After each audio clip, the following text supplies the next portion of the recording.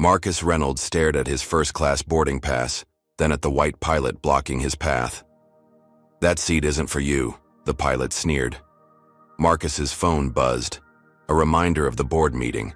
His eyes narrowed as he recalled the airline's name emblazoned on the documents he'd signed yesterday, Reynolds Global Airlines. Before we dive into this shocking story of discrimination at 30,000 feet, where are you watching from today? Hit that like button if you've ever witnessed discrimination while traveling, and subscribe to follow more stories of justice being served. Now let's see what happens when this pilot chose the wrong passenger to discriminate against. The luxurious interior of Terminal A at JFK International Airport bustled with the usual Monday morning chaos. Travelers rushed to gates, baristas called out elaborate coffee orders, and security personnel conducted their routine checks with practiced efficiency. Among the crowd moved Marcus Reynolds, a commanding presence at 6'2", impeccably dressed in a tailored charcoal suit that cost more than most people's monthly salary. At 42, Marcus had built Reynolds Global Enterprises from the ground up, transforming it from a small logistics company into a multinational corporation with interests spanning technology, transportation, and communications. Today marked a significant milestone, the finalization of his acquisition of Transcontinental Airways, a struggling airline he planned to revitalize under his growing corporate umbrella. Marcus checked his Patek Philippe watch, a gift from his late father who had always told him to own time before it owns you. The board meeting would commence in 3 hours at the corporate headquarters in Manhattan. Plenty of time, assuming the flight departed on schedule. Final boarding call for Transcontinental Airways Flight TC-187 to LaGuardia, announced the pleasant voice over the intercom. Marcus approached Gate 17, his leather briefcase containing acquisition paperwork in one hand, phone in the other as his executive assistant, Zoe Chen, updated him on last-minute meeting details. "The shareholders are nervous about the maintenance reports," Zoe explained through the phone. "We'll need to address their concerns directly." "Tell them I've already commissioned a complete fleet evaluation," Marcus replied, handing his first-class boarding pass to the gate agent. "The results will be presented today." The gate agent, a young woman named Kimberly according to her nameplate, smiled professionally as she scanned his boarding pass. Her expression faltered momentarily as she glanced from the pass to Marcus, then back again. "Is there a problem?" Marcus asked, noting her hesitation. "No, sir. No problem at all." "Enjoy your flight, Mr. Reynolds," she replied, though something in her tone suggested otherwise. Marcus nodded and proceeded down the jetway, the familiar pre-meeting tension settling between his shoulder blades. As CEO of a Fortune 500 company, he'd grown accustomed to the weight of responsibility, to making decisions that affected thousands of employees. Today's acquisition would add another 8,000 to that number. Stepping onto the aircraft, Marcus was greeted by a flight attendant whose smile also seemed to falter upon seeing him. "Welcome aboard, sir. First class is—" "I know where it is, thank you," Marcus replied smoothly. Having flown this airline countless times during the acquisition process, he made his way to the first-class cabin, finding his assigned seat, 2A, a window seat with extra legroom. As he stored his briefcase in the overhead compartment, he noticed several white passengers watching him with undisguised curiosity. Marcus had long ago learned to ignore such stares. Success was his best response to prejudice. Just as he was about to sit down, a voice spoke from behind him. "Excuse me." Marcus turned to find himself facing Captain William Severson, recognizable by the 4 stripes on his uniform sleeves and the authoritative tilt of his chin.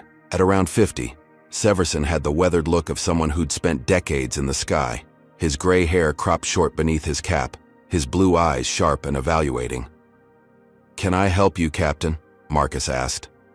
Severson glanced at the seat, then back at Marcus. "There seems to be some confusion. First class is reserved for premium passengers." The subtle emphasis on premium wasn't lost on Marcus. Neither was the implication. "I'm aware of that," Marcus replied, producing his boarding pass from his jacket pocket. "Seat 2A." Severson barely glanced at the pass. "There must be a mistake at the gate. We're expecting a Mr. Reynolds in this seat," Marcus Reynolds. I am Marcus Reynolds, he stated calmly, decades of boardroom negotiations having trained him to maintain composure when others sought to provoke him. The captain's expression hardened with disbelief.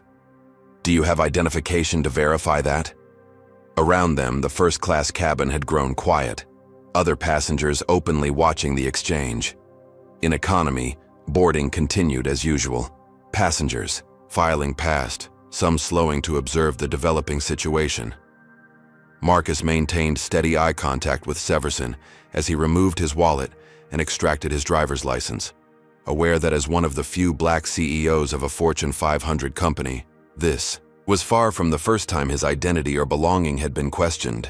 Severson examined the license with exaggerated care, his frown deepening. This says you're from Atlanta. The Marcus Reynolds expected in this seat is a CEO from New York. I was born in Atlanta. I live in New York, Marcus explained, his patience thinning. I am the CEO of Reynolds Global Enterprises, headquartered in Manhattan. Severson handed back the license with obvious reluctance. Nevertheless, there appears to be a seating issue. I'll need you to return to the gate for clarification. A flight attendant named Diane hovered nearby, clearly uncomfortable but unwilling to intervene against her captain. Marcus took a deliberate breath. Captain Severson, my boarding pass assigns me to this seat. My identification confirms I am Marcus Reynolds. There is no confusion except the one you're creating. Sir, I'm responsible for everyone's safety on this aircraft, and part of that is ensuring passengers are in their assigned seats, Severson insisted, his tone growing more condescending. Now, I need you to deplane and sort this out with the gate agents. Marcus noted the businessman, across the aisle, white around 60, wearing a golf polo under a blazer, who had boarded just before him with no scrutiny whatsoever. He also noticed how the man was now studiously avoiding looking in their direction. Captain, Marcus began, his voice low but firm. I understand you have responsibilities. So do I. I have a meeting to attend regarding the future of this very airline. I've been assigned this seat, I've paid for this seat, and legally I'm entitled to this seat. Your continued refusal to acknowledge this fact despite clear evidence suggests other motivations. Severson's face flushed red. Are you accusing me of something? I'm stating facts, Marcus replied. Now, unless you have a valid reason supported by airline policy to remove me from this flight, I suggest we allow boarding to complete so we can depart on schedule. The tension between them was palpable. Another flight attendant had joined Diane, both watching nervously as their captain squared off with a first-class passenger. I don't know how you got that boarding pass, Severson said, lowering his voice to a near whisper.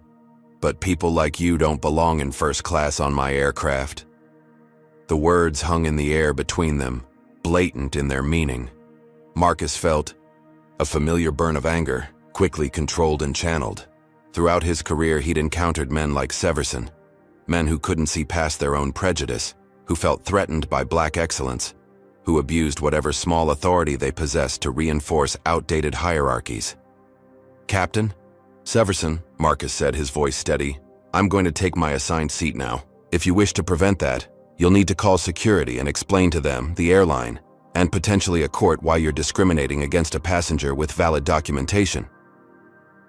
Severson's jaw tightened as he calculated his options. Around them, passengers were growing restless, the scheduled departure time approaching.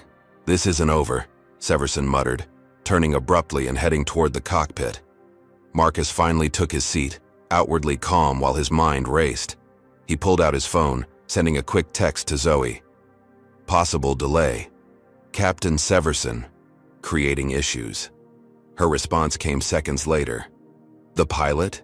He's mentioned in the personnel files as having 3 previous complaints for discriminatory behavior. Never disciplined. This information didn't surprise Marcus. What did surprise him was his own restraint. 10 years ago, he might have responded differently, might have allowed anger to dictate his actions. Now he understood the power of patience, of strategic response, rather than immediate reaction.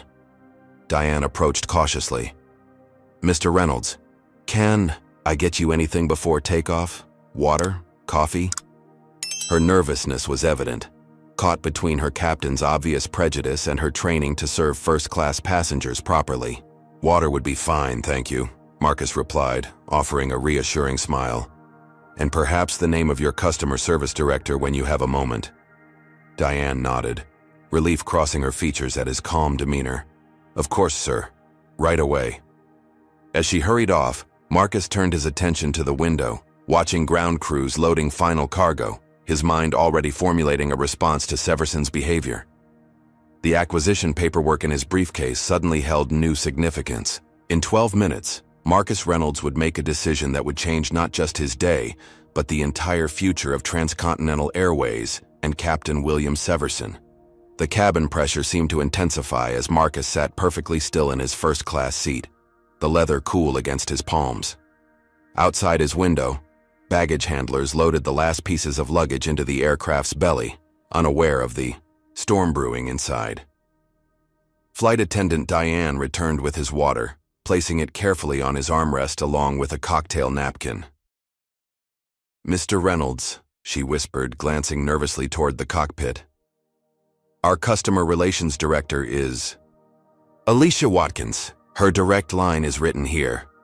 She slid a small business card beneath the napkin. Marcus nodded appreciatively. "Thank you, Diane." As she moved away, Marcus picked up the card, noting that Diane had scribbled, "I'm sorry," beneath the printed contact information.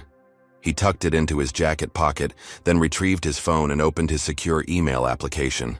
The digital signature on the Transcontinental Airways acquisition was scheduled for 10 a.m., 2 hours from now. The contracts were finalized, waiting only for his electronic approval to transfer ownership of the struggling airline to Reynolds Global Enterprises. What Captain Severson didn't realize was that technically, Marcus already controlled the airline. The board had approved the sale last week. Today was merely the formality of execution. Marcus typed a message to his chief legal officer, Rebecca Zhang. "Immediate review needed of personnel file. Captain William Severson, Transcontinental Airways. Delay signature on acquisition until my arrival. Potential restructuring required." Rebecca's response arrived within seconds. "Accessing now. Do we have a problem?" Marcus glanced toward the cockpit door, where Severson was conferring with another crew member, occasionally throwing glances in Marcus's direction.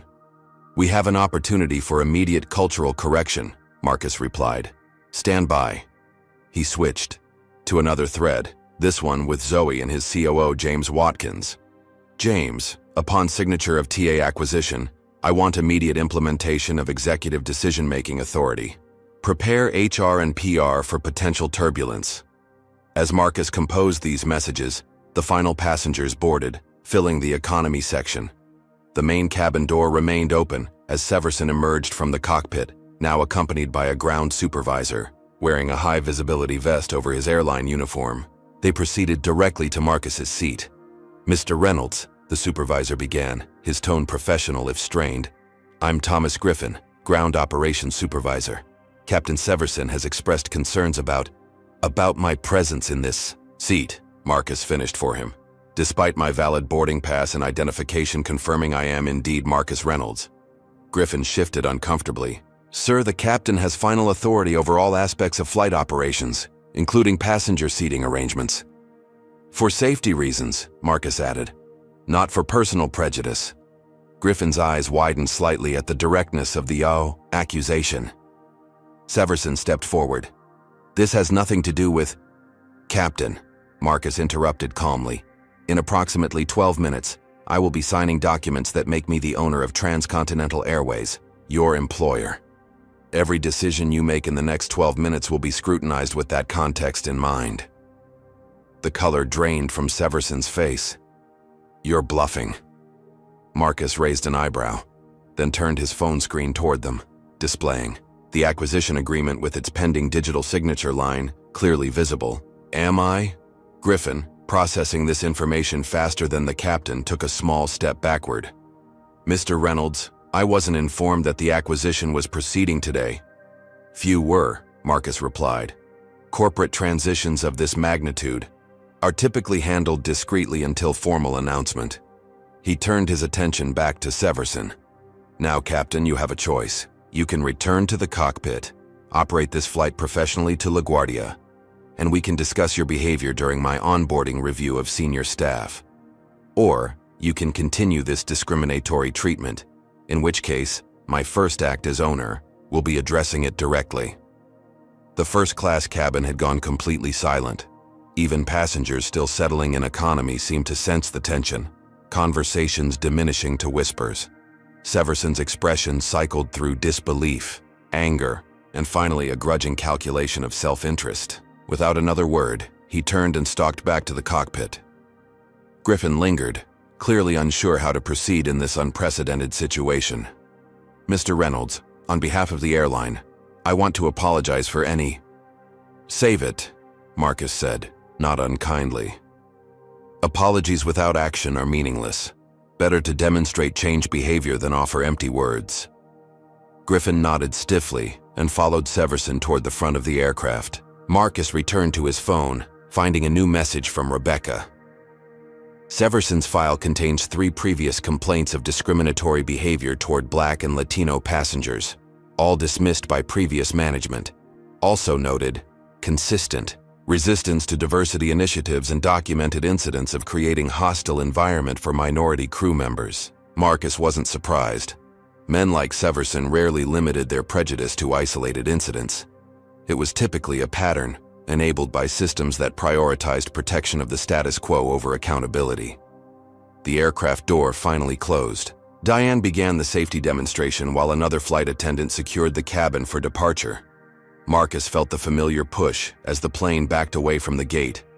His phone buzzed one final time before he would need to switch to airplane mode. "CEO office prepared for immediate action upon your command. Legal standing by.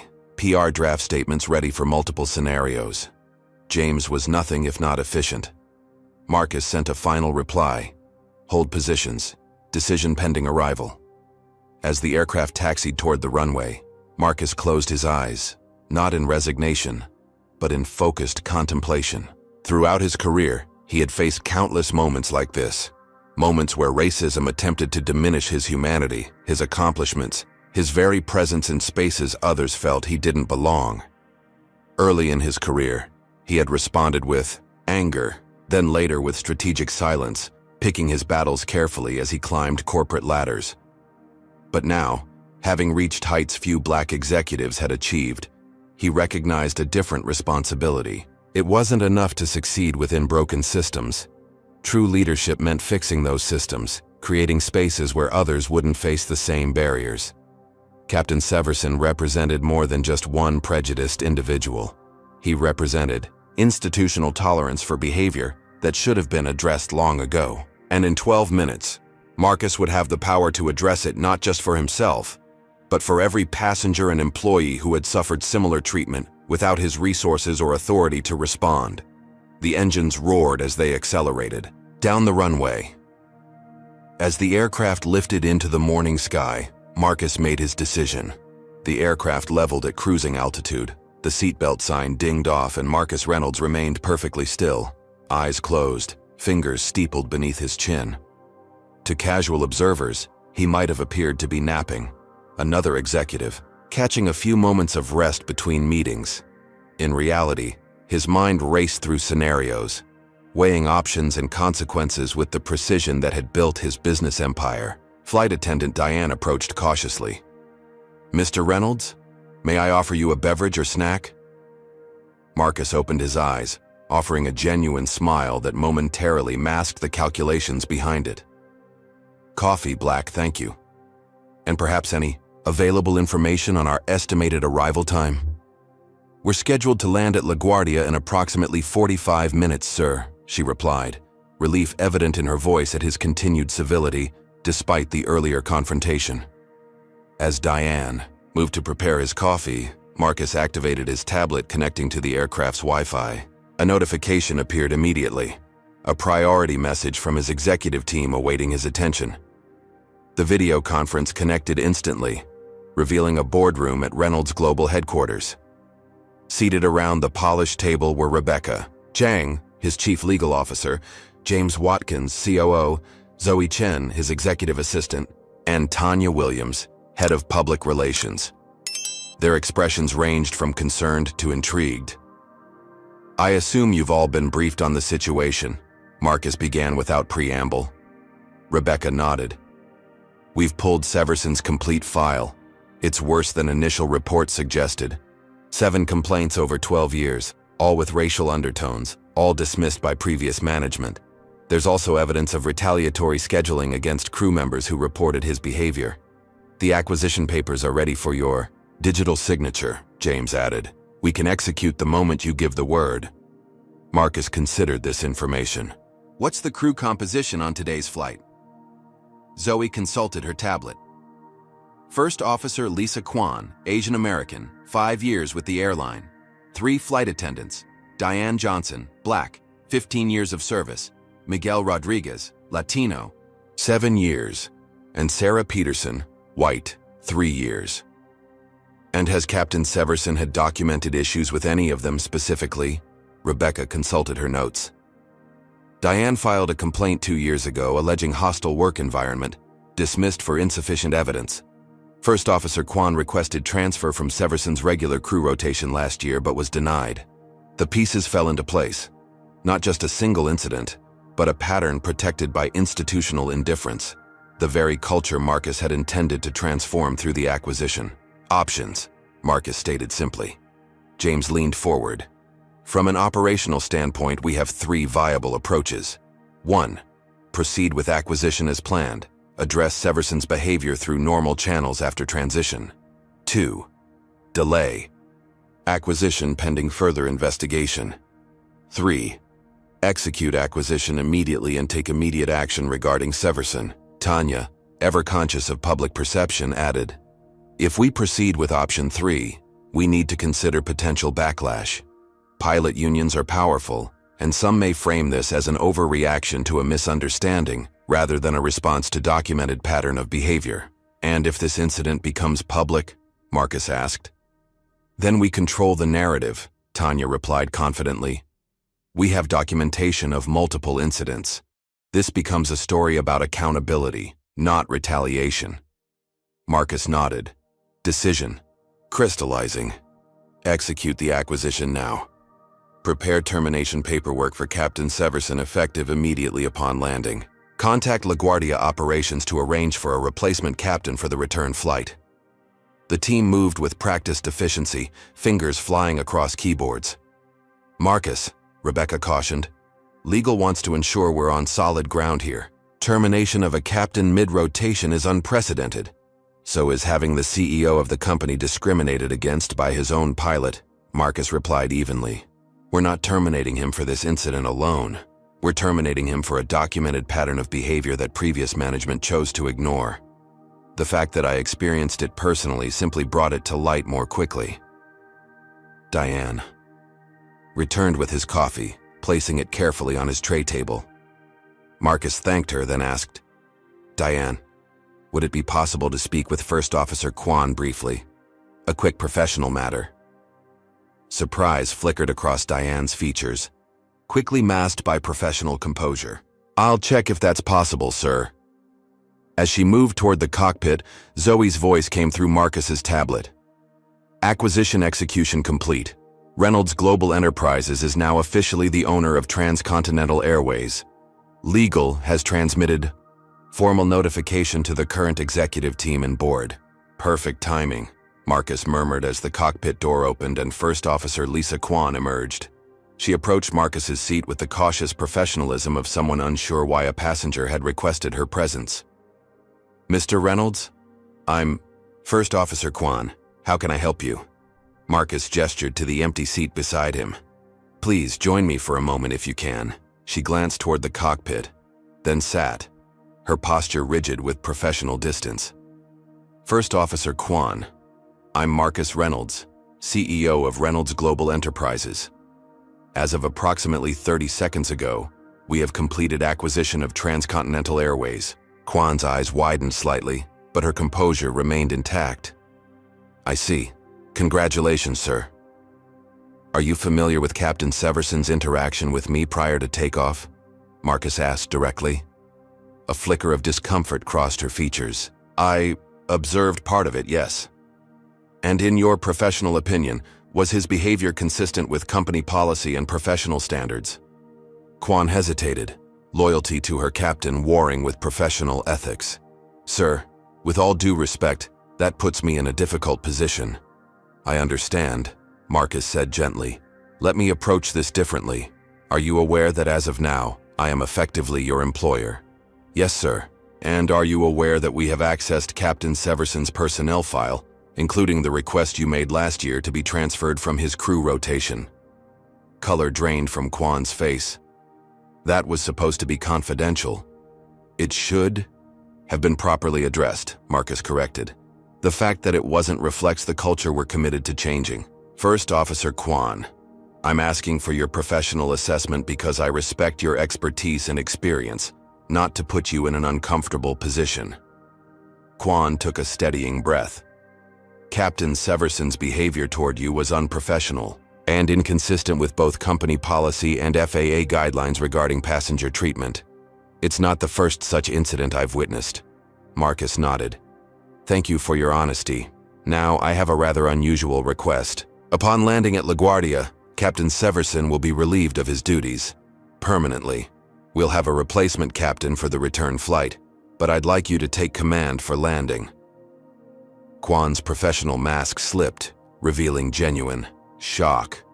Sir, that's highly irregular. Captains don't typically transfer command except in emergencies. Consider this an emergency of corporate culture, Marcus replied.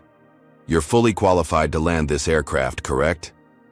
Of course, but then the only obstacle is Captain Severson himself. I believe we can overcome that obstacle. The implicit power of his new position hung between them.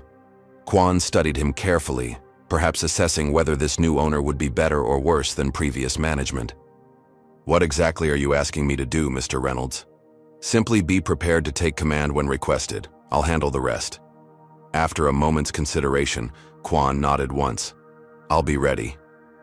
As she returned to the cockpit, Marcus's tablet chimed with an incoming message. The termination paperwork was complete, requiring only his signature. With a single tap, he authorized it. His phone buzzed with a text from Tanya. PR statement drafted. Key message. Reynolds Global begins ownership with commitment to zero tolerance for discrimination at all levels. Marcus approved it with a simple, execute. The seatbelt sign illuminated as the aircraft began its initial descent into LaGuardia. Marcus secured his tablet and finished his coffee, a sense of calm purpose replacing his earlier controlled anger.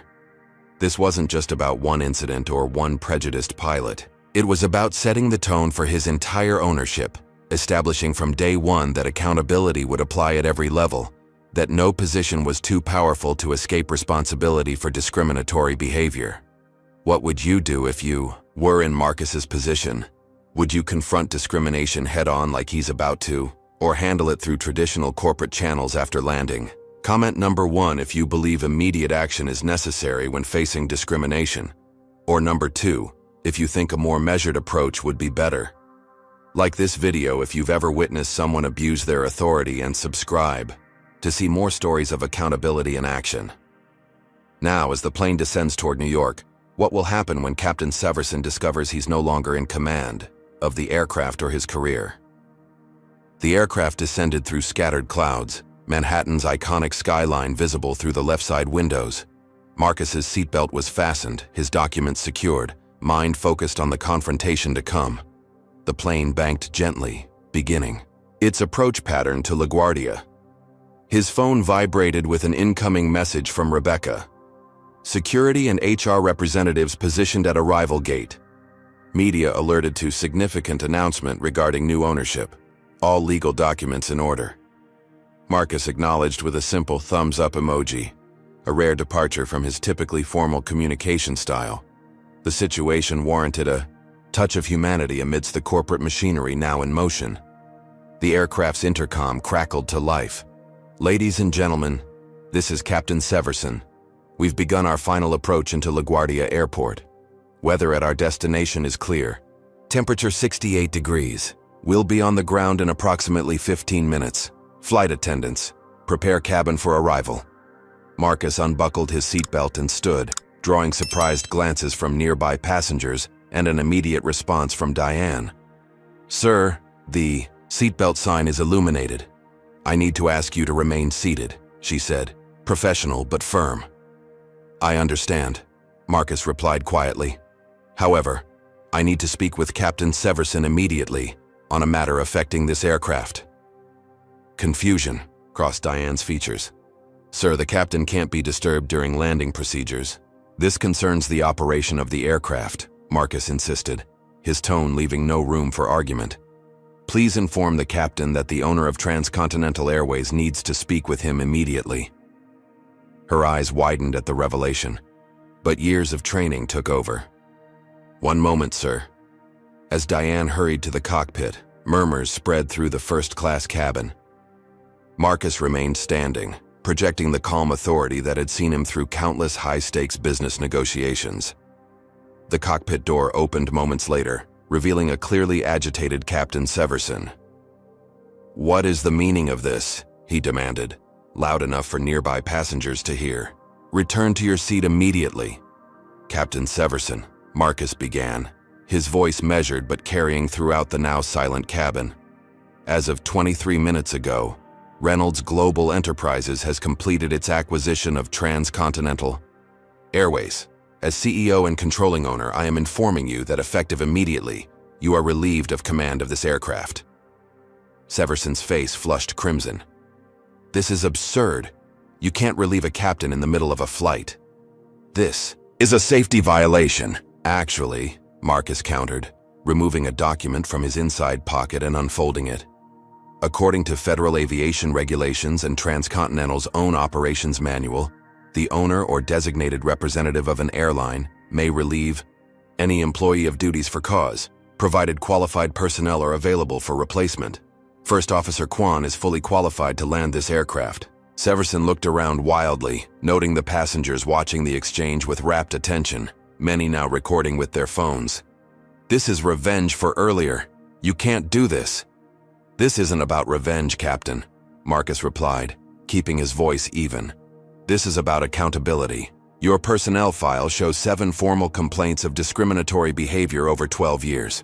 Previous management failed to address this pattern. I will not make the same mistake." He extended the document, Severson's termination notice, toward the captain. "You're being terminated for cause, effective immediately. First Officer Kwan will complete this flight. Security will escort you from the aircraft upon arrival." Severson made no move to take the document, his hands clenching into fists at his sides. "You have no right." "I have every right," Marcus interrupted. "As does every passenger who boards one of my aircraft to expect fair and equal treatment, regardless of their race. As do your fellow crew members who have filed complaints about your hostile behavior toward them." First Officer Kwan had appeared in the cockpit doorway behind Severson, her expression a professional mask despite the unprecedented situation. "Lisa," Severson turned to her, "tell him this is impossible. We're on final approach." "Captain," she replied formally, "I am qualified and prepared to complete this landing. For the safety of everyone on board, I suggest you comply with the owner's directive." The betrayal Severson clearly felt was written across his features. His gaze darted between Marcus, Kwan, and the document still extended toward him. "This is my aircraft," he said, voice dropping dangerously. "No," Marcus corrected. "It's my aircraft, and you've demonstrated you're not fit to command it." For a tense moment, it seemed Severson might physically resist. Marcus maintained steady eye contact, neither advancing nor retreating. Then Diane stepped forward. "Captain Severson," she said quietly, "I was there when you told Mr. Reynolds that people like him don't belong in first class. I've been there for similar comments to other passengers. Please don't make this worse." The fight seemed to drain from Severson, replaced by cold fury. He snatched the termination notice from Marcus's hand. "You'll hear from my union representatives and my lawyers." "I look forward to showing them your file," Marcus replied evenly. "Now please step aside and allow First Officer Kwan to safely complete this flight."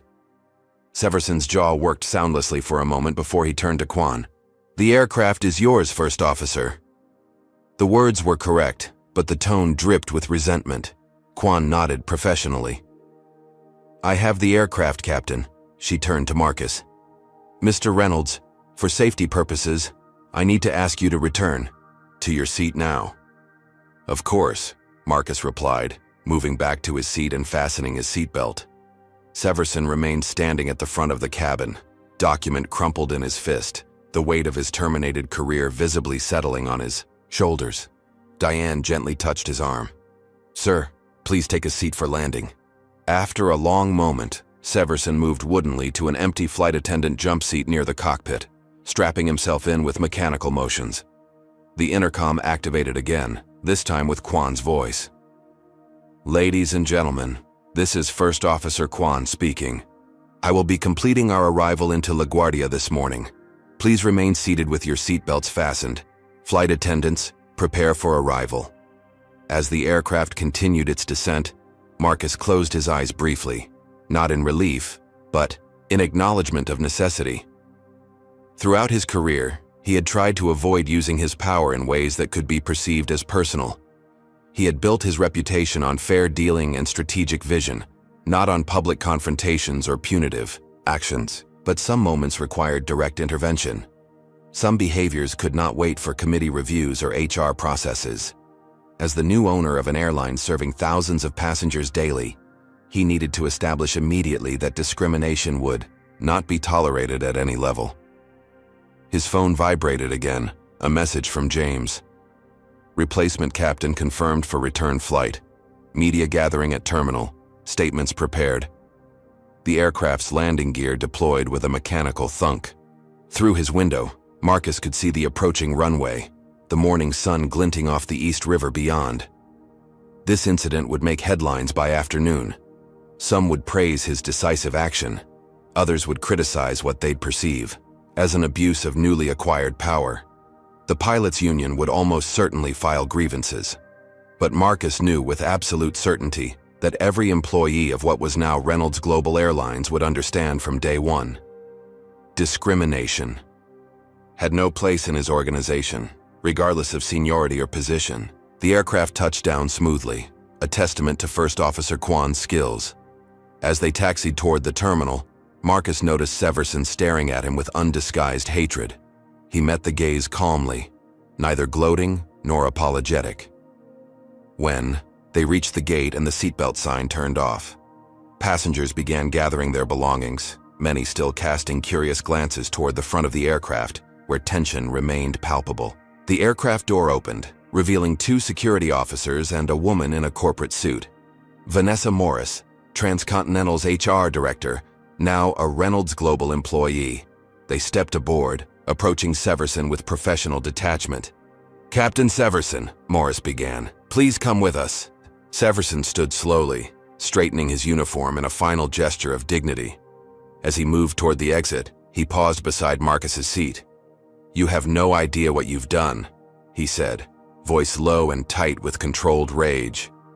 Marcus met his gaze steadily. Actually, Captain, I know exactly what I've done. I've enforced a standard that should have been enforced long ago. Severson's nostrils flared, but with security officers waiting, he said nothing more, continuing down the aisle and off the aircraft. As passengers began to deplane, First Officer Kwan emerged from the cockpit, approaching Marcus with professional composure despite the unprecedented situation she'd just navigated. Thank you for your professionalism, First Officer, Marcus said, standing to greet her properly. Just doing my job, sir, she replied, though the slight tremor in her voice betrayed the stress of the situation. May I ask what happens now? Now, Marcus said, we begin building the airline we should have had all along, one where captains are evaluated on their skills and professionalism, not protected despite their prejudices. He extended his hand. I'd like you to be part of that process, if you're willing. Kwan regarded his hand for a moment before shaking it firmly. I believe I am, Mr. Reynolds. As Marcus gathered his belongings and prepared to deplane, he was acutely aware that this was just the opening move in a much larger transformation. Changing company culture wouldn't happen with a single firing, no matter how public or justified. It would require sustained commitment, structural changes, and consistent enforcement of new standards. But sometimes, Change needed a catalyst, HAB, clear demonstration that the old rules no longer applied.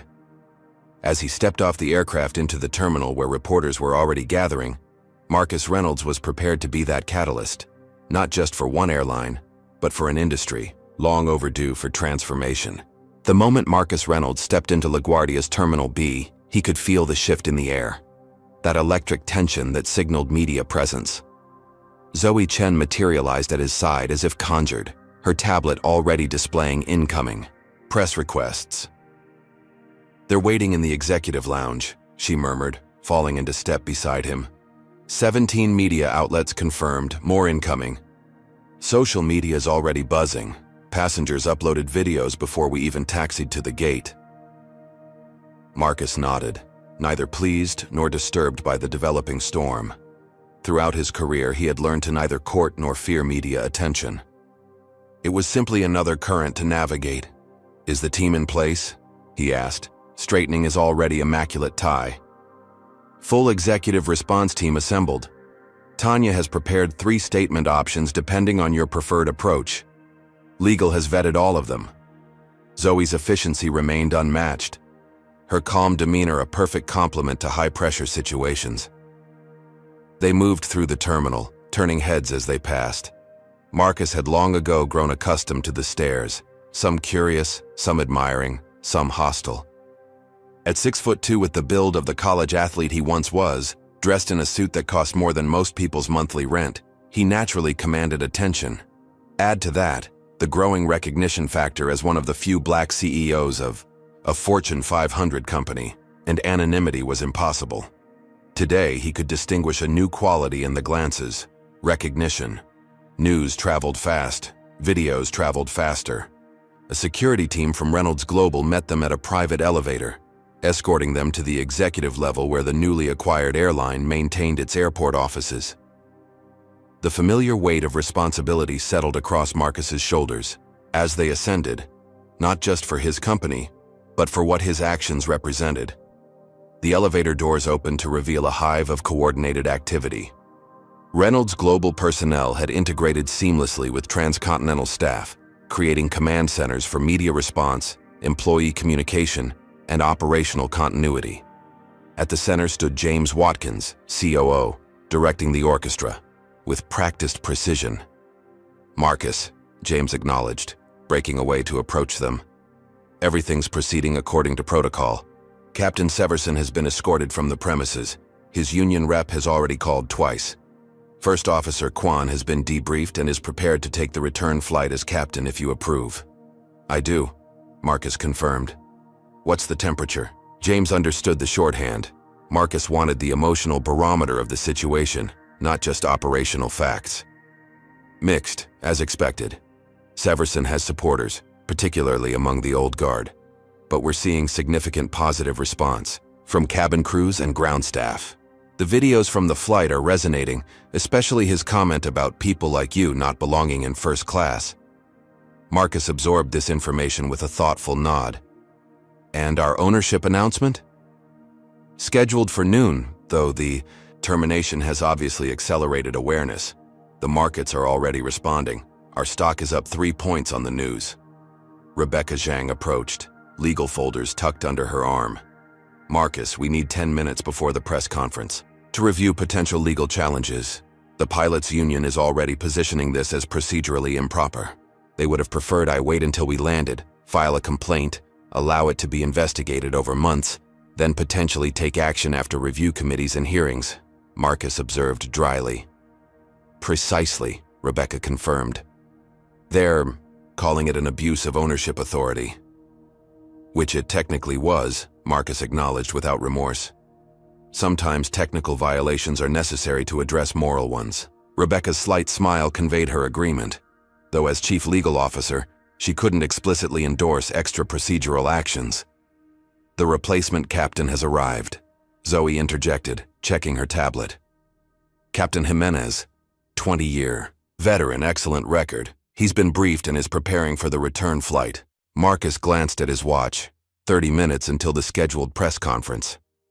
"Let's move to the conference room. I want to speak with Captain Jimenez before we face the media." The group navigated through the bustling office to a glass-walled conference room where a man in a pilot's uniform waited. Captain Eduardo Jimenez rose as they entered, mid-50s, with salt and pepper hair and the confident bearing of an experienced aviator. "Mr. Reynolds," he greeted, extending his hand. "Quite the first day of new ownership." Marcus shook his hand firmly. "Not how I planned it, Captain Jimenez, but necessary nonetheless." "I've flown with Severson," Jimenez said, his expression carefully neutral. "What happened today has been building for years. You don't seem surprised. That he finally faced consequences? I'm surprised it took this long." Jimenez's professional reserve cracked slightly, revealing genuine emotion. "Sir, I've been with this airline 22 years. I've watched qualified people passed over, complaints ignored, and standards applied unequally. Many of us have been waiting for someone to finally address it." Marcus studied him thoughtfully. "Then you understand why immediate action was necessary." "I do." Jimenez hesitated, then added, "The question many of us are asking. Is this a one-time response to your personal experience, or the beginning of genuine change?" The directness of the question, the subtle challenge embedded within it, earned Jimenez a new measure of respect in Marcus's estimation. "A fair question, Captain. The answer is that today is day one of a complete cultural overhaul. I didn't acquire this airline to maintain its status quo." Marcus turned to James. "In fact, I'd like to accelerate our planned diversity audit and leadership review. Move the timeline up from 30 days to immediate implementation." James nodded, making notes. "That will require pulling resources from other initiatives." "Do it. This is now our priority." Marcus turned back to Jimenez. "Captain, I'll need officers like you, those with experience and integrity, to help lead this transition. Are you willing to take a more active role?" Jimenez straightened almost imperceptibly. "What exactly are you proposing, sir?" "Initially, I need you to speak with the press after our conference. As a longtime captain, your perspective on today's events will carry weight with both the public and other pilots. Long-term, I'd like you to consider joining our newly formed Ethics and Standards Committee." The request clearly caught Jimenez off guard.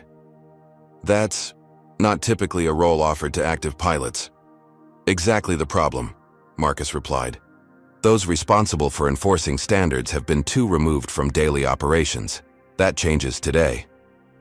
Tanya Williams, PR director, entered the conference room, her expression conveying both urgency and excitement. "Marcus, we need to move.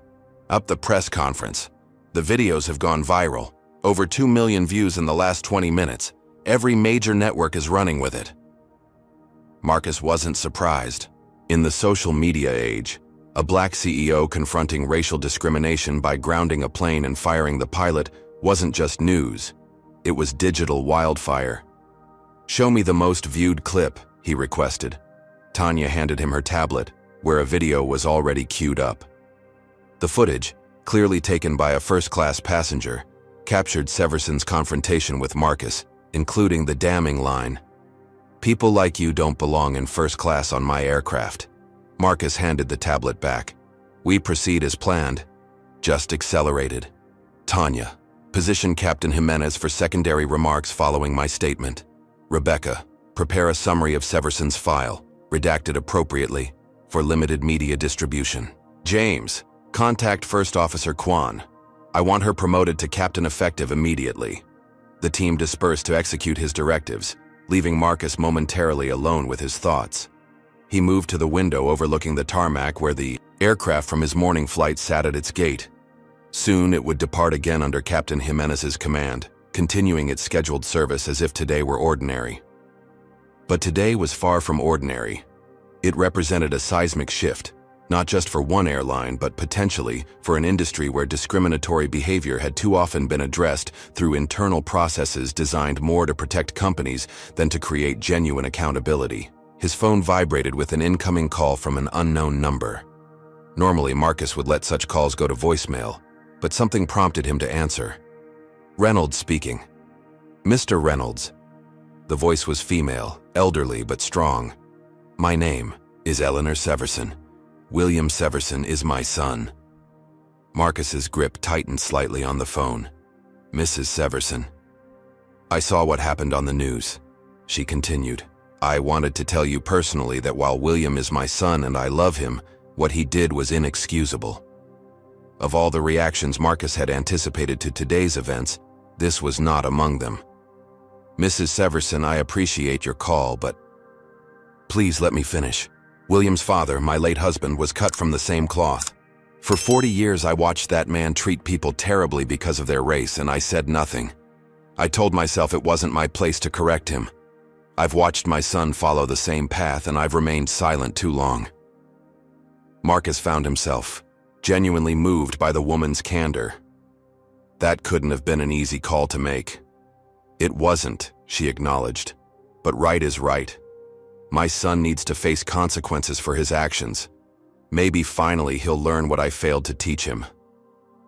After ending the call, Marcus stood in contemplative silence, processing this unexpected perspective.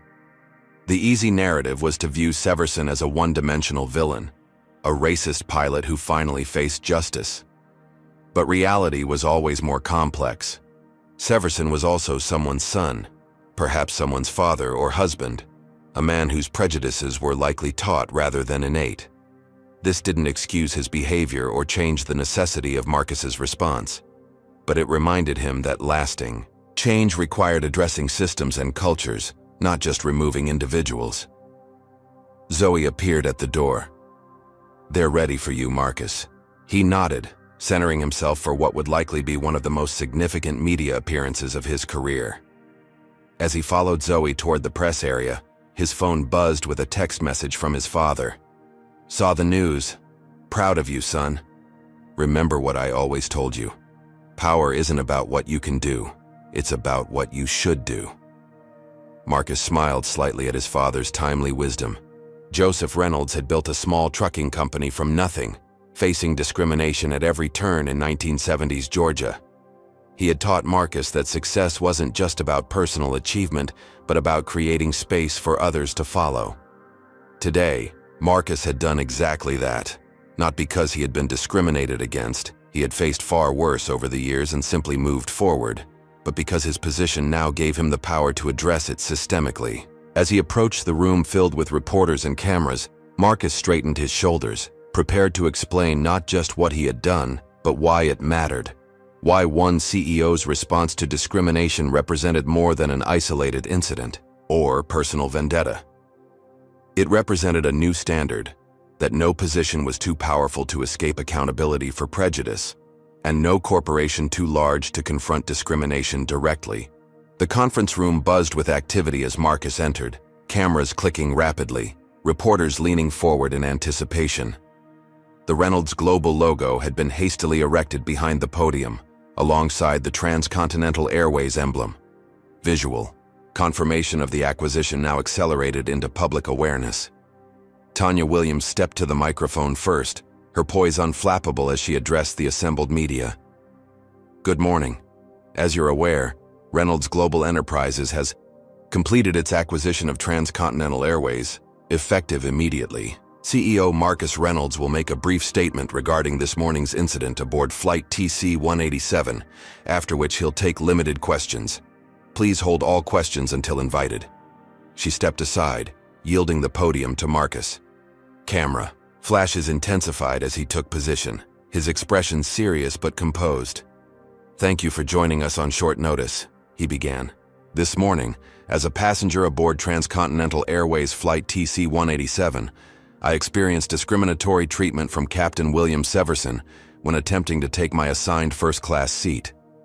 Despite presenting valid identification and boarding documentation, I was told, and I quote, 'People like you don't belong in first class on my aircraft.'" Marcus paused, letting the words hang in the air. As a private citizen, I might have filed a complaint and hoped for appropriate action, but as of this morning, I am not just a passenger but the chief executive and controlling owner of Transcontinental Airways.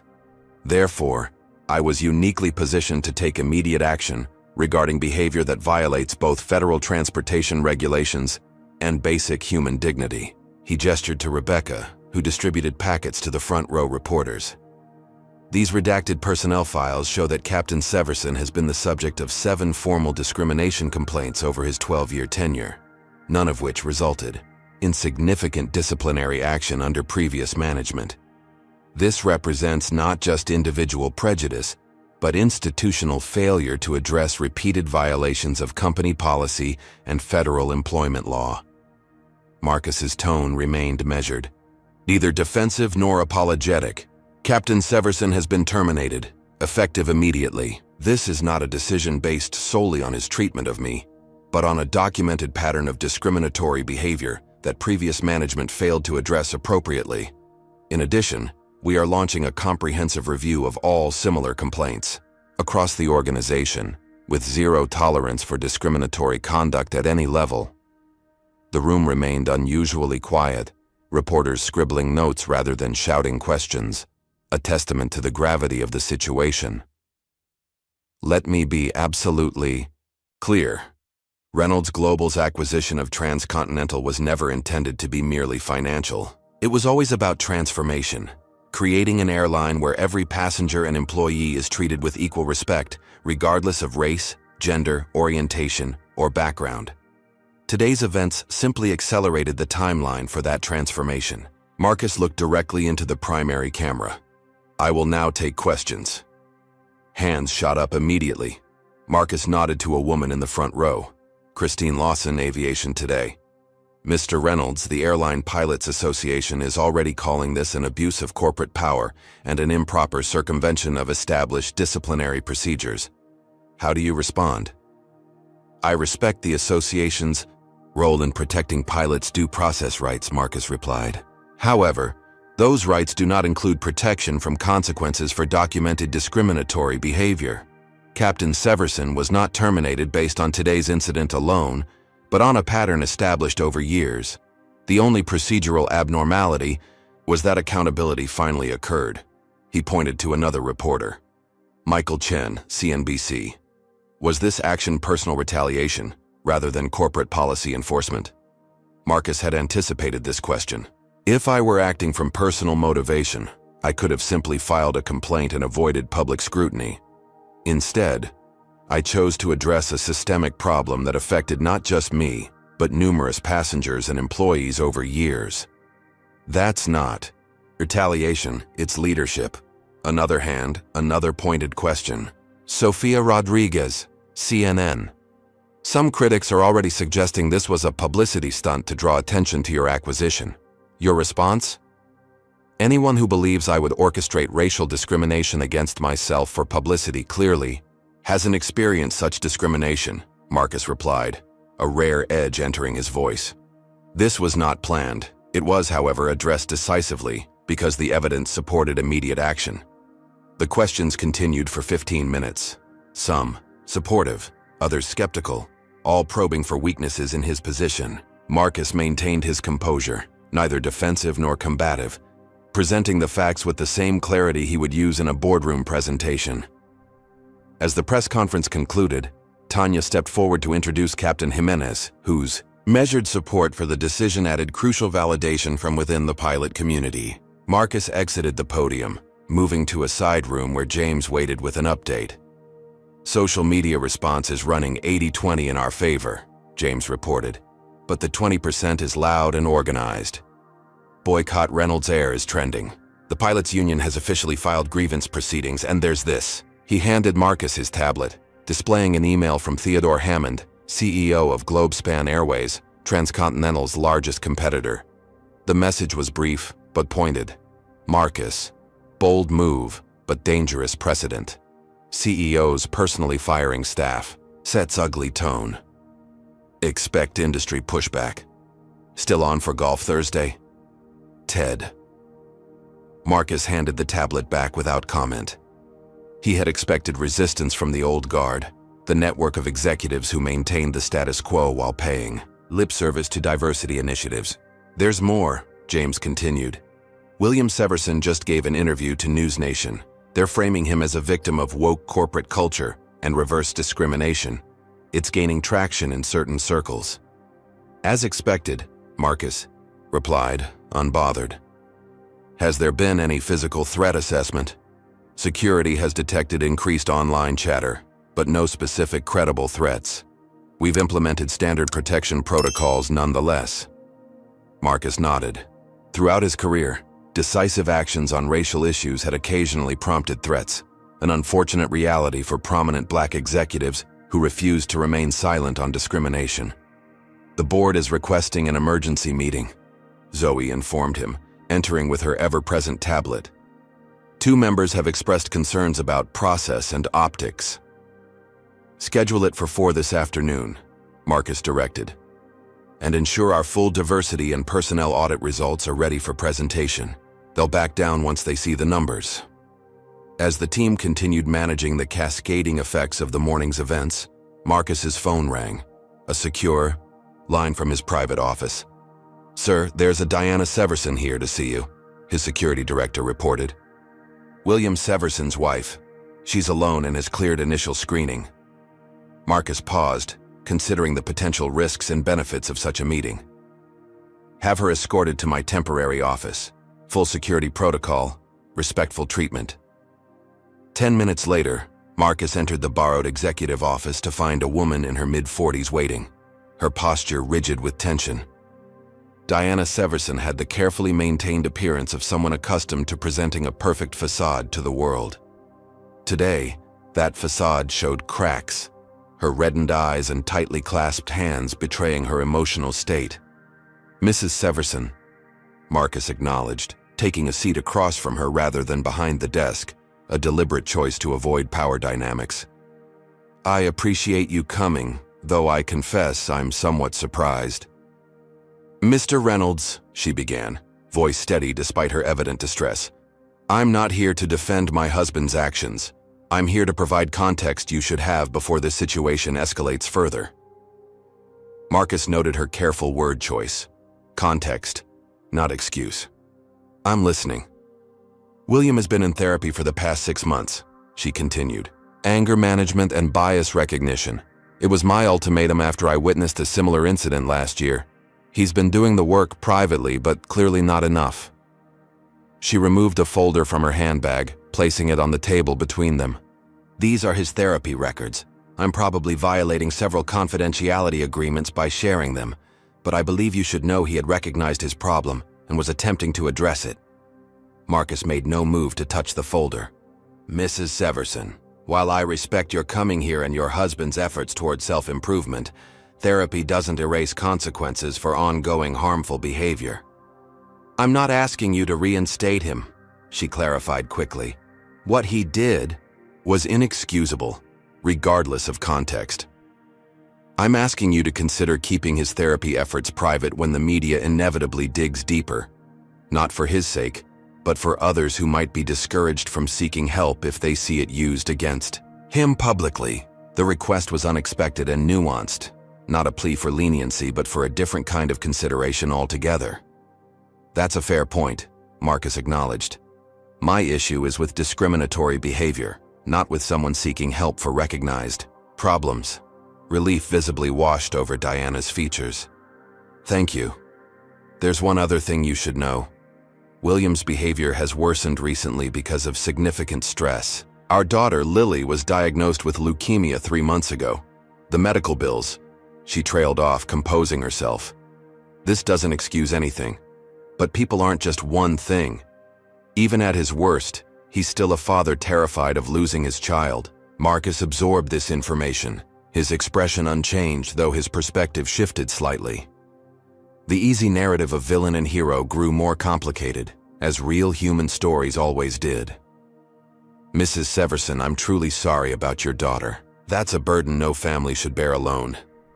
He reached for his phone, sending a quick text before continuing. "I'll have my foundation's medical liaison contact you. They specialize in connecting families with support resources and clinical trials." Surprise registered on Diana's face. "That's very kind, considering the circumstances." "Your daughter isn't responsible for her father's actions," Marcus said simply. "As for your husband, my decision stands, but I will ensure that his therapy efforts remain private unless he chooses to discuss them publicly." As Diana Severson left, escorted by security, Marcus remained seated, contemplating the complexity of the situation. The easy path would be to maintain a simple narrative: racist pilot fired by black CEO. A clean story of justice served. The reality, as always, contained more layers, more humanity, more complications. His phone buzzed with urgent notifications. The story continued to spread, opinions hardening on all sides. Istand with Reynolds competed with Tadashka boycott Reynolds Air across social platforms. Cable news channels had found their controversy of the day. At what point does someone's discriminatory behavior become unforgivable? Should Marcus have given Captain Severson another chance considering his personal struggles and attempts at therapy? Or was his decisive action necessary to protect other passengers and employees from similar treatment? Comment number 1. If you believe second chances are important when someone is trying to change. Or number 2. If you think some behaviors demand immediate consequences regardless of circumstances. Hit like if you've ever had to make a difficult decision between compassion and accountability, and subscribe to see how this story unfolds. The question now was how to maintain the moral clarity of his decision while acknowledging the human complexity behind it. As Marcus prepared for the board meeting, he knew the coming hours would test not just his authority as CEO, but his vision for what corporate leadership should truly represent in addressing discrimination. Not just punitive action, but transformative change. The executive boardroom at Reynolds Global headquarters in Manhattan hummed with tense energy as Marcus entered precisely at 4 o'clock. 14 faces turned toward him, the company's board of directors, connected via secure video conference, from locations across the globe. The emergency session had been called specifically to address his handling of the Severson situation, with several board members expressing concerns about methodology and potential liability. Marcus took his position at the head of the table, Zoe and Rebecca flanking him with prepared materials. He didn't begin with defense or explanation, instead opening the digital presentation displaying a comprehensive timeline of the morning's events alongside Captain Severson's redacted personnel file. Before we discuss process concerns, Marcus began, I want everyone to understand exactly what we're addressing. This isn't about a single incident of discrimination against me personally. This is about a documented pattern of behavior that previous management repeatedly ignored. Harold Winters, the longest-serving board member and former CEO of a manufacturing conglomerate, leaned forward with the confidence of someone accustomed to being heard. At 72, with silver hair and old-school Wall Street sensibilities, he represented the traditional corporate viewpoint. Marcus, no one disputes the inappropriate nature of Captain Severson's behavior, Winters began, his tone measured but pointed. The question is whether your direct intervention, particularly in such a public manner, was the appropriate response. There are established channels for addressing employee misconduct. The same channels that failed to address 7 previous complaints, Marcus countered. Harold, when systems fail repeatedly, continuing to rely on them becomes negligence. Dr. Amara Jackson, the board's newest member and president of a prestigious HBCU, spoke next. I'd like to remind everyone that Mr. Reynolds didn't simply witness discrimination, he experienced it directly while occupying his position as CEO. His response wasn't just personal, it was a leadership decision regarding conduct that violated both company policy and federal law. Several board members nodded in agreement, while others maintained skeptical expressions. The pilots' union is threatening legal action, noted Jeffrey Chen, head of the board's risk management committee. They're claiming procedural violations and creating significant negative publicity.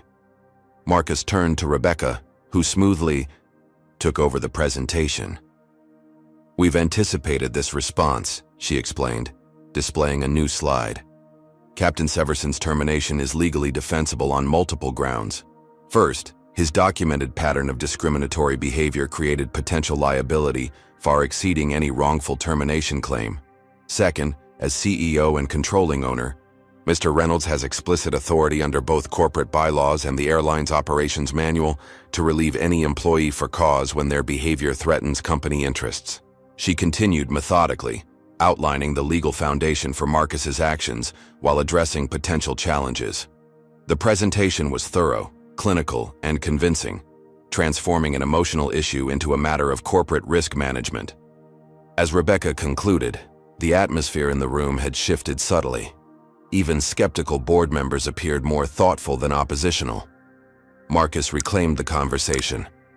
Beyond legal considerations, we need to address the broader implications of today's events. This incident has thrust our acquisition into public awareness earlier than planned, but it's also provided an opportunity to establish our corporate values unequivocally. He displayed the next slide, early metrics on public response. Current public sentiment is running 70-30 in our favor, with strong support among younger demographics and minority communities, key growth segments for airline travel. While we've faced some backlash, the majority view sees this as appropriate accountability for discriminatory behavior. James took over, presenting the accelerated diversity audit and initial findings from employee interviews conducted throughout the day. What we're discovering is a culture at Transcontinental that systematically minimized discrimination complaints, James explained. Based on preliminary data, we've identified 27 additional cases requiring immediate review, primarily involving customer-facing personnel. The board absorbed this information with varying degrees of concern. Marcus watched their reactions carefully, some troubled by the ethical implications, others clearly calculating financial risk. "I want to be absolutely clear," Marcus stated, reclaiming the floor. This acquisition was never just about adding routes and aircraft to our portfolio. It was about transformation, creating an airline that sets new standards for equitable treatment of both passengers and employees. Today's event simply accelerated the timeline for that transformation. Harold Winters shifted uncomfortably. "Nobody disputes the importance of addressing discrimination, Marcus. The question is whether such public confrontation was necessary. Couldn't this have been handled more discreetly?" "Discretion has been the tool used to maintain discriminatory systems for decades," Marcus replied evenly. "When racist behavior is addressed privately, the message remains private. When it's addressed publicly, the message resonates throughout the organization and beyond." Dr. Jackson nodded emphatically. "There's substantial research indicating that visible accountability for discrimination creates far more significant cultural change than private reprimands, no matter how severe." For nearly 2 hours, the discussion continued. Concerns raised and addressed, legal implications analyzed, public relations strategies debated. Throughout, Marcus maintained the steady composure that had become his trademark in corporate governance, neither defensive nor combative. As the meeting concluded, the board voted 12-2 in favor of formally supporting Marcus's actions, with even Harold Winters ultimately acknowledging the legal and ethical foundations of the decision. "We'll issue a joint statement from the board supporting both the acquisition and the commitment to zero tolerance for discrimination," Dr. Jackson confirmed, having been appointed to draft the statement. As the virtual meeting ended and board members disconnected, Marcus remained seated, reviewing notes with his executive team. The board's support, while crucial, represented only one aspect of the complex situation still unfolding. "Update on operations?" he asked James.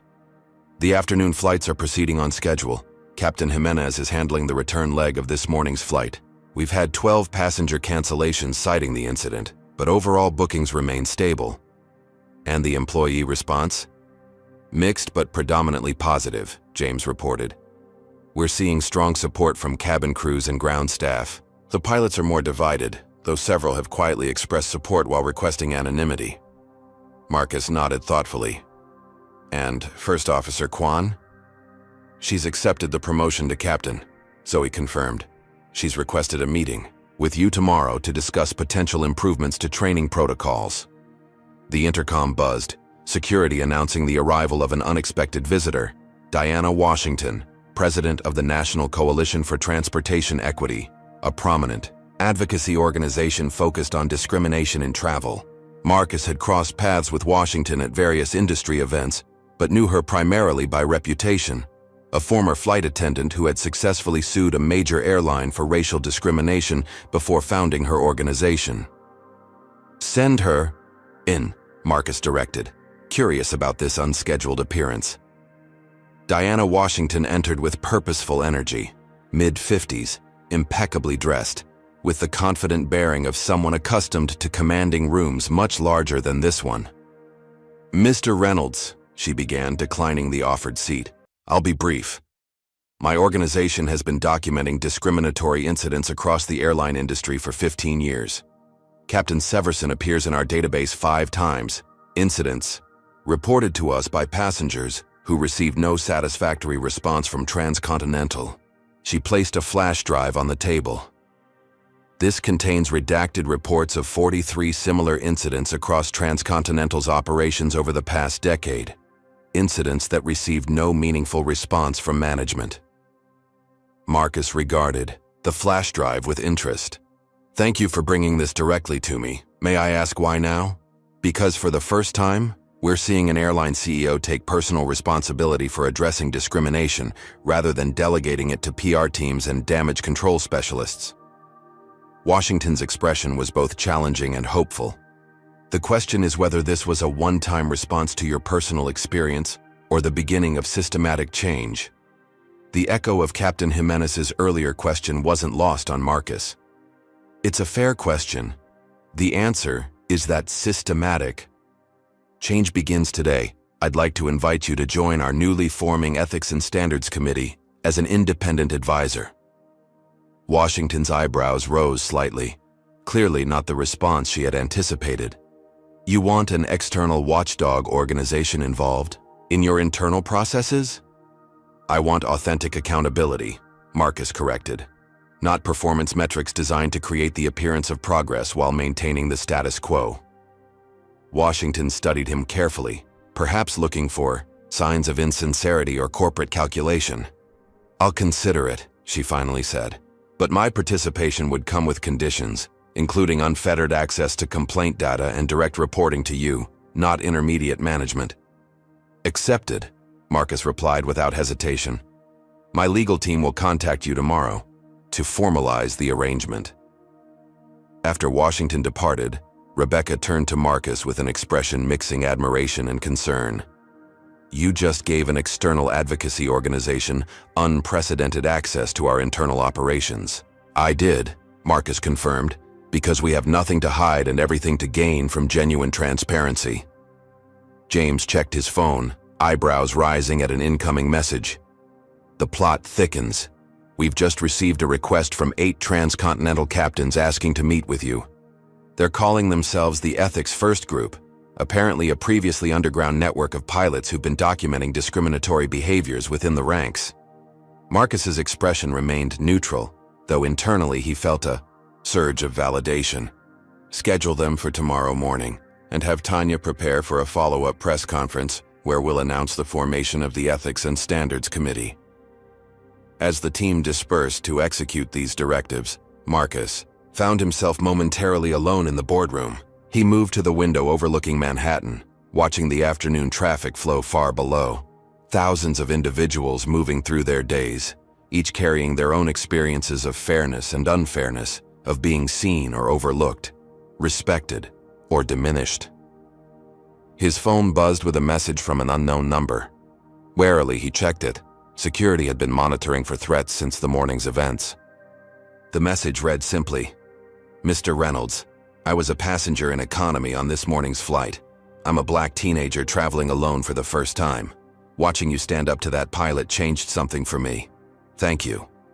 No name, no further explanation needed. Marcus saved the message, a reminder of why today's actions mattered beyond corporate policies and public relations, why visible accountability for discrimination created ripples that extended far beyond the immediate situation. Tomorrow would bring new challenges: the pilots' union's formal response, media speculation, market analysts questioning the acquisition's stability. But today had established the foundation for something more significant than a mere corporate transition. It had demonstrated that in Reynolds Global Airlines, discrimination would face immediate consequences, regardless of rank or position. That accountability wasn't just a corporate value stated in employee handbooks, but a lived reality enforced from the highest levels. As Marcus prepared to depart for the day, Zoe approached with a final update. "Sir, we've received formal requests for interviews from 63 media outlets. How do you want to proceed? Marcus considered briefly. Select the 3 most prominent, 1 mainstream business, 1 aviation industry, and 1 focused on diversity issues. Schedule them for tomorrow afternoon after we announce the ethics committee. And the statement they're all requesting about William Severson's claim that you targeted him specifically because of his race? The truth is sufficient, Marcus replied. I didn't target him because of his race. I held him accountable because of his behavior. There's a profound difference. As the sun began to set over Manhattan, casting long shadows between the skyscrapers, Marcus gathered his materials and prepared to head home. Tomorrow would require renewed energy and focus as the story continued to evolve. But tonight, he would rest knowing that sometimes the most powerful leadership statement wasn't a memo or policy change, but a simple, direct action that demonstrated values in practice rather than theory. The message sent throughout Reynolds, global and beyond, was clear. Discrimination had consequences, accountability applied at every level, and the era of managing prejudice through private reprimands and confidential settlements was over. Morning arrived with the relentless pace of a corporate crisis still unfolding. Marcus had barely finished his first cup of coffee in his penthouse overlooking Central Park when Zoe called with updates that couldn't wait for his arrival at the office. The pilots are here early, she reported. Not just the 8 who requested the meeting, 23 captains and first officers from Transcontinental. They're waiting in the main conference room. Marcus checked his watch, 7:15 a.m., 45 minutes before the scheduled meeting. Their mood? Determined but not hostile. They've requested privacy. No recording, no additional executives present. Granted, Marcus decided immediately. I'll be there in 30 minutes. And the media response overnight? Mixed but trending positive, Zoe continued. Severson gave another interview claiming discrimination against white pilots, but it's gaining limited traction. The hashtag #FlyReynoldsAir is outperforming Boycott Reynolds Air by nearly 3-1, and several civil rights organizations have issued statements supporting your actions. The board statement? Released at 6 a.m. Unanimous support for both the acquisition and your handling of the Severson situation. Market analysts are projecting a 2-point gain for our stock at opening. Marcus absorbed this information as he moved through his morning routine with practiced efficiency. 30 minutes later, his driver deposited him at the Reynolds Global headquarters, the sleek 60-story tower that housed his corporate empire. As he entered the main conference room, Marcus was struck by the scene before him. 23 airline pilots in full uniform standing as he entered. The atmosphere was charged with a peculiar energy, neither hostile nor entirely comfortable. Good morning, Marcus greeted them, moving to the head of the table but remaining standing. I understand you requested this meeting. A captain stepped forward, late 50s with weathered features and the quiet confidence of decades in the cockpit. Mr. Reynolds, I'm Captain Michael Blackwell. I've been with Transcontinental for 28 years. We're here representing what we call the Ethics First Alliance, a group formed 3 years ago when it became clear that the official channels for addressing discrimination weren't working. Marcus nodded, waiting for him to continue. What happened yesterday with Captain Severson wasn't an isolated incident, Blackwell explained. Many of us have witnessed similar behavior, reported it through proper channels and watched nothing happen. After a while, you either become complicit through silence or find alternative ways to address the problem. Another pilot stepped forward. Younger, Latina, with captain stripes. I'm Captain Elena Suarez. 2 years ago, I filed a formal complaint after Severson made disparaging comments about my accent during pre-flight communications. The complaint disappeared into the system. No action. Not even an acknowledgement. One by one, the pilots shared similar stories. Reports filed and ignored, concerns dismissed, unofficial workarounds developed to protect crew members and passengers from problematic captains like Severson. We developed our own internal warning system, explained a first officer named Jason Kim. Ways to alert each other when certain captains were scheduled, especially with diverse crew members. It wasn't ideal, but it was all we had. As Marcus listened, a complex picture emerged of an airline where discrimination had become normalized. not because most employees supported it, but because those who opposed it had been systematically silenced or ignored. "Why come forward now?" Marcus asked when they had finished. "Why take this risk?" Captain Blackwell exchanged glances with the others before answering. "Because for the first time we saw someone with actual power take immediate action instead of hiding behind processes designed to protect the company rather than address the problem. We're here to tell you that what you did wasn't just justified, it was necessary, and to ask what comes next." The directness of the question caught Marcus slightly off guard. These weren't employees seeking reassurance, they were professionals, asking for a concrete plan to transform a broken culture. "What comes next?" Marcus replied after a thoughtful pause, "is a complete restructuring of how discrimination complaints are handled. No more burying reports in HR processes designed to minimize corporate liability rather than address behavior. No more protecting senior staff at the expense of those with less power." He moved to the whiteboard that covered one wall of the conference room, picking up a marker. "I need your expertise," he continued, writing Ethics First Framework at the top of the board. "You've been navigating this system for years. Tell me exactly what needs to change and we'll build the new system together." For the next 2 hours, the room transformed into an intense working session. Pilots who had arrived uncertain left, energized, having contributed directly to creating new protocols for reporting, investigating, and addressing discriminatory behavior throughout the airline. As the last pilots departed, James arrived with his own updates. "The captains from this morning's meeting are already spreading the word. We're seeing a wave of support from rank-and-file employees across the airline. And the resistance? Still there, but increasingly isolated. The pilots' union has softened its position. They're now asking for fair process rather than Severson's reinstatement. And we've identified 3 other captains with similar patterns who are now under review." Marcus nodded, processing this information. "Schedule meetings with each division over the next 48 hours. I want every employee to hear directly from me about the changes we're implementing." The day unfolded at breakneck pace. Meetings with department heads, interviews with selected media outlets, strategy sessions with the executive team. By late afternoon, Marcus found himself in the corporate auditorium addressing nearly 800 employees, a mix of Reynolds Global staff and newly acquired transcontinental workers. "Yesterday morning I boarded a flight as a passenger and faced discrimination from someone who didn't know he worked for me," Marcus began, his voice carrying through the packed space without need for artificial amplification. "But this isn't about one incident or one individual. It's about the culture we're creating together." He paced across the stage, making eye contact with faces throughout the audience. "For too long, corporations have addressed discrimination through private reprimands and confidential settlements, approaches designed to minimize liability rather than change behavior. Today, we're taking a different path. We're establishing that accountability applies at every level, that no position is too senior to escape consequences for discriminatory actions." As he outlined the new Ethics First framework developed with the pilots that morning, Marcus could feel the energy in the room shifting, skepticism giving way to cautious optimism, particularly among the transcontinental employees who had navigated the previous culture for years.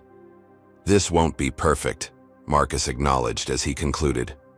"We'll make mistakes in implementation. But the core principle remains non-negotiable. Every person who works for or travels with Reynolds Global Airlines deserves to be treated with equal dignity and respect, and anyone who cannot or will not uphold that standard has no place in this organization, regardless of their title, tenure, or technical skills." The applause that followed wasn't merely polite, it carried the emotional weight of people who had perhaps heard similar promises before but were choosing, cautiously, to believe that this time might be different. As the formal presentation ended and Marcus moved through the crowd, accepting handshakes and sharing brief conversations, he found himself approached by a custodial worker in a transcontinental uniform. "Mr. Reynolds," the man said quietly, "I've been with this airline for 22 years, cleaned the cockpits of planes flown by captains like Severson who wouldn't even look me in the eye. Never thought I'd see the day when someone like him would face real consequences." The simple statement, delivered without drama or elaboration, carried more validation than all the formal approvals and positive media coverage combined. By evening, Marcus found himself back in his office, reviewing the day's developments with his core team. The story had evolved significantly over 24 hours, from a dramatic confrontation to the beginning of systemic change, from individual accountability to institutional transformation. The Wall Street Journal is calling it a watershed moment in corporate responses to discrimination, Tanya reported, reviewing media coverage. Though the New York Post went with sky-high drama, CEO grounds pilot mid-career. Marcus smiled, slightly at the tabloid framing. As long as the core message gets through. Oh, it's getting through, James confirmed. We've received inquiries from 6 other major corporations asking about our ethics-first framework, apparently addressing discrimination immediately rather than burying it in processes is a novel concept. Rebecca, ever the pragmatist, provided balance. We should acknowledge that this isn't over. Severson has retained high-profile counsel. The pilots' union is still pushing back on procedural grounds, and some analysts are questioning whether such direct CEO intervention sets a sustainable precedent. All valid concerns, Marcus acknowledged. And yet, if the past 24 hours have demonstrated anything, it's that doing the right thing clearly often aligns with good business. Our stock is up, employee morale is improving, and public perception is predominantly positive.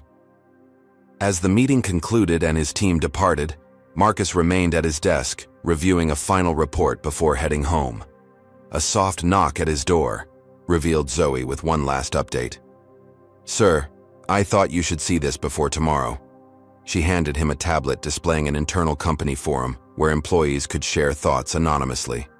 The post at the top read, "Yesterday I watched our new CEO ground a plane and fire a captain for discrimination that would have been ignored last week. Today I reported an incident I've been silent about for 2 years. This is what change looks like." Below it were dozens of similar comments, employees sharing experiences previously kept private, expressing cautious hope that accountability might finally extend beyond corporate slogans into daily reality. Marcus handed the tablet back to Zoe, his expression thoughtful. "Make sure our HR team has the resources to handle the increased reporting properly. This is exactly the response we wanted, but it comes with responsibility to follow through."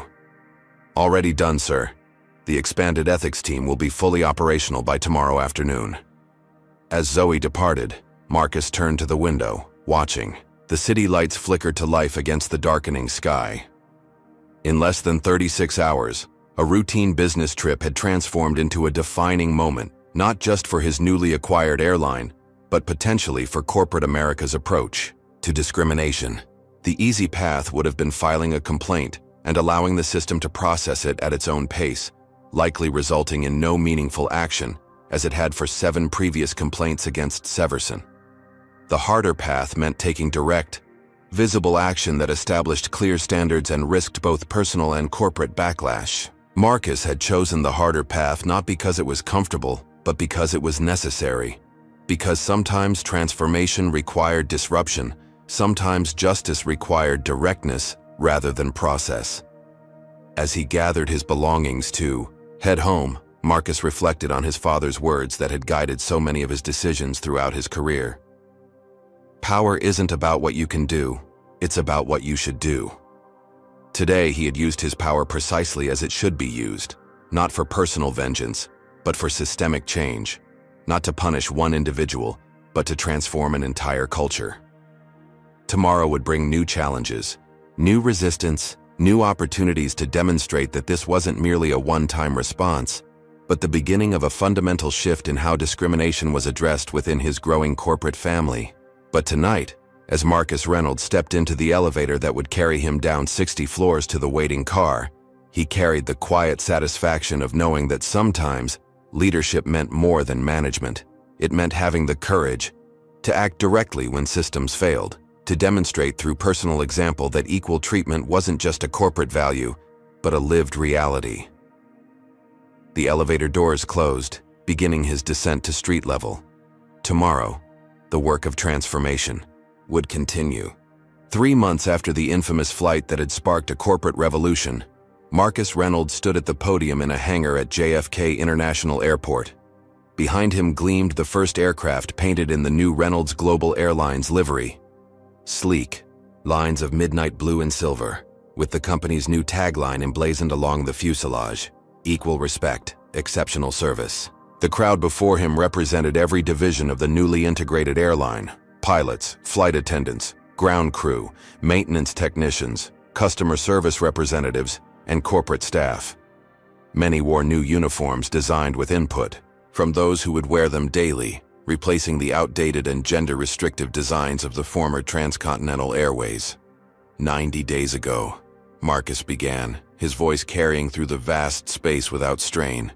We embarked on a transformation that many industry experts claimed was impossible. They said changing corporate culture takes years, not months.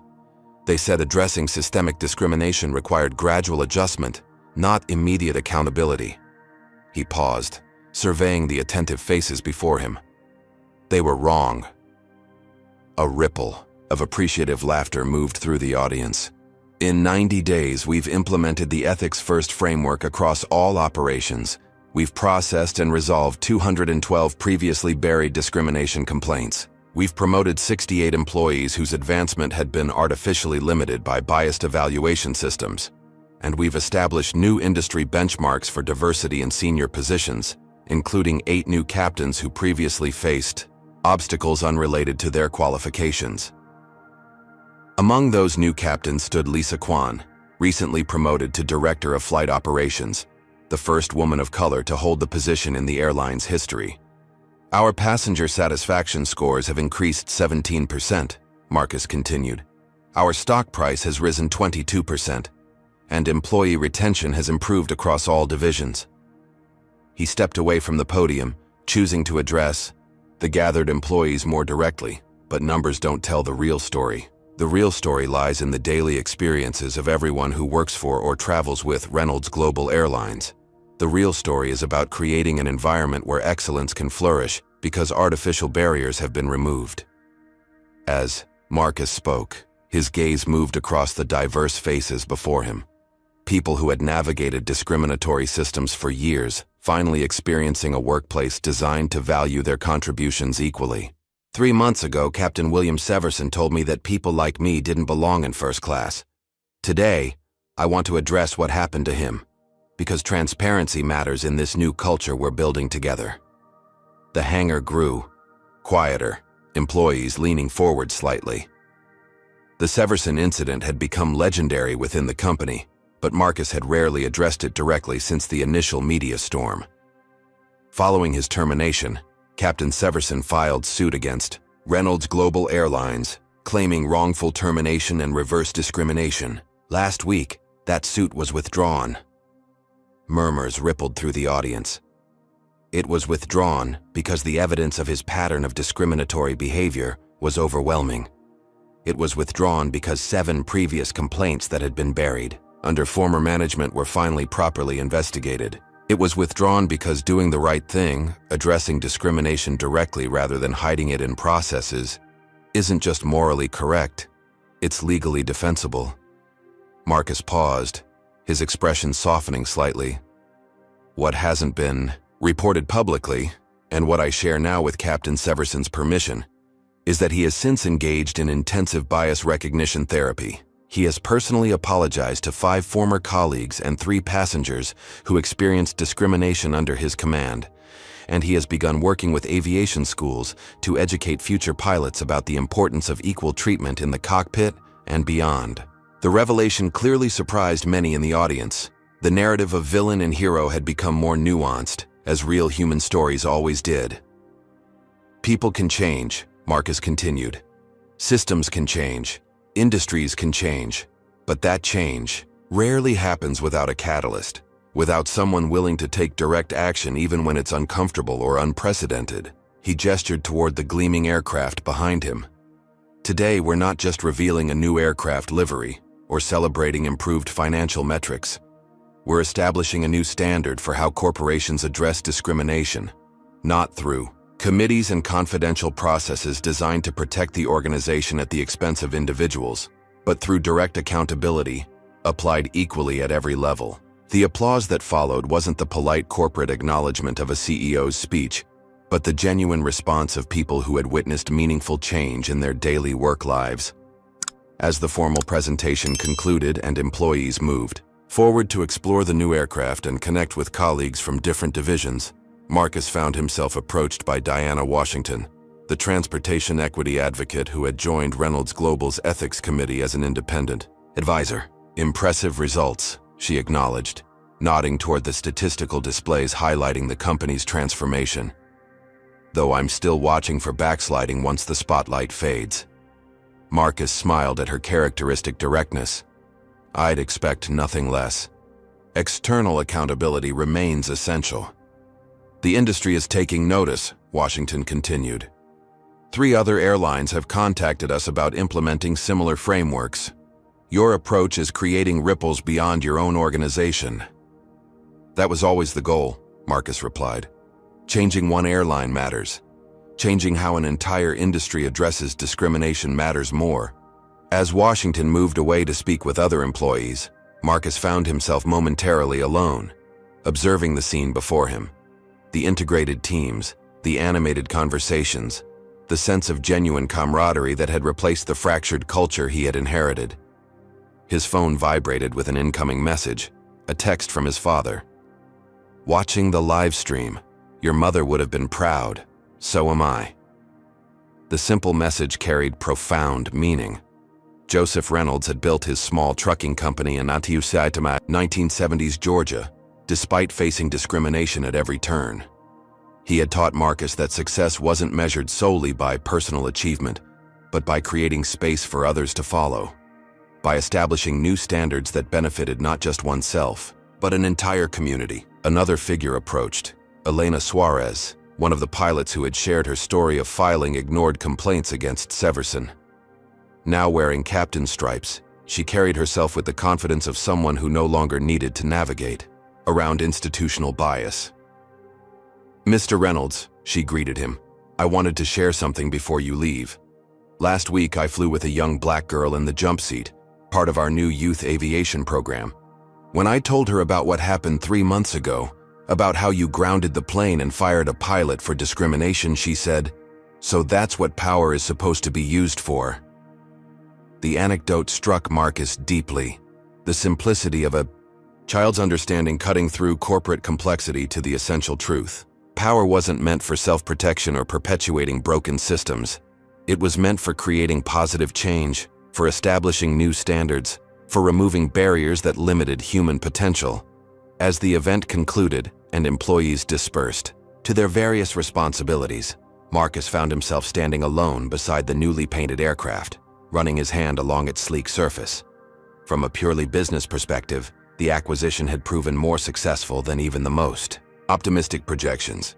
From a human perspective, the transformation had created a workplace where excellence could flourish without artificial limitations.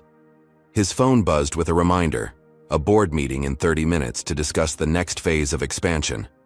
The work continued, the challenges evolved, but the fundamental principle remained constant.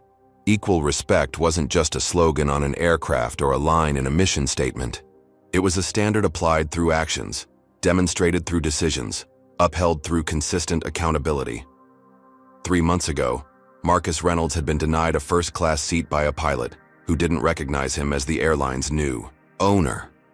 That pilot had been fired within 12 minutes, setting in motion a transformation that extended far beyond one incident or one individual. The simple greeting carried the weight of transformation, not just for one airline but potentially for an entire industry, not just for one CEO, but for every passenger and employee who deserved equal respect regardless of appearance or background. Marcus took his seat, fastened his seatbelt, and prepared for takeoff, both literally and figuratively, into a future where discrimination faced immediate consequences regardless of rank or position. The aircraft engines hummed to life, beginning the journey skyward. This story highlights a powerful truth about confronting racism in corporate America. Change requires more than policies. It demands courageous action. Marcus Reynolds didn't just respond to discrimination personally experienced, He seized the opportunity to transform an entire corporate culture by demonstrating that accountability applies at every level, regardless of position or power. True leadership means having the moral courage to address injustice directly, rather than hiding behind processes designed to minimize liability rather than maximize fairness. When systems repeatedly fail to address discrimination, continuing to rely on those systems becomes complicity. The transformation at Reynolds Global Airlines reminds us that inclusive environments aren't created through mission statements or diversity initiatives alone, but through consistent enforcement of standards that value human dignity. It shows that addressing racism directly isn't just morally correct, it's also good business. Perhaps most importantly, this story demonstrates that one person with authority willing to take a principled stand can catalyze change that extends far beyond a single incident, creating ripples that transform not just one company, but potentially an entire industry's approach to discrimination. Have you ever witnessed discrimination and wondered if speaking up would make a difference? Would you have the courage to take immediate action like Marcus did, or would you follow the safe path of traditional procedures? Share your thoughts in the comments below. If you believe accountability for racism should apply at every level of an organization, hit that like button to support this message. Subscribe to our channel for more powerful stories of justice and transformation in the workplace. Share this video with someone who needs to be reminded that sometimes doing what's right means disrupting comfortable systems. Thank you for watching, and remember, in the fight against discrimination, your voice and actions matter more than you realize. Together, we can create workplaces where everyone is treated with equal dignity and respect.